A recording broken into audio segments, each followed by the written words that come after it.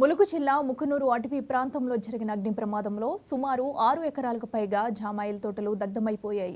కోతకు వచ్చిన జామాయిల తోటలు కార్చిచ్చు కారణంగా కాలిపోవడంతో ఆదివాసీ రైతులు ఆవేదన వ్యక్తం చేశారు.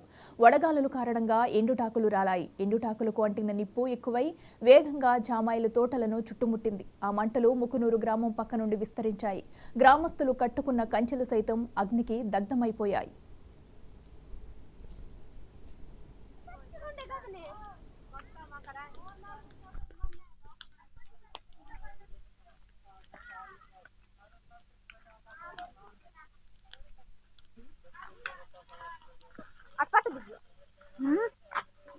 చాలు చాలు కానీ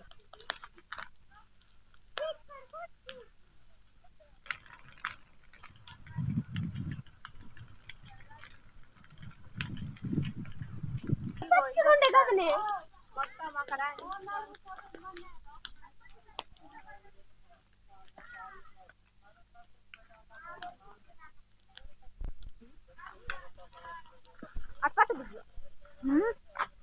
మొత్తం చాలు చాలు కానీ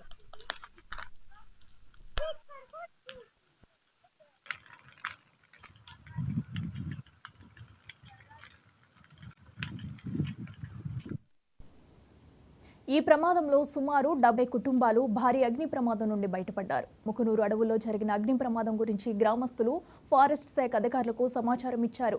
అంతా కాలి బూడిదైన తర్వాత ఫారెస్ట్ అధికారులు నీటిని పట్టుకొచ్చి బూడిదలపై నీళ్లు చల్లి ఫోటోలు దిగి మమ అనిపించుకున్నారని గ్రామస్తులు తీవ్రంగా మండిపడ్డారు. వేసవిలో అడవుల్లో అగ్ని ప్రమాదాల నివారణకు అటవీ శాఖ అధికారులు అప్రమత్తంగా ఉండాలని, గ్రామస్తులు సహకారం తీసుకోవాలని ఒక పక్క ప్రభుత్వం ప్రచారం చేస్తుంది.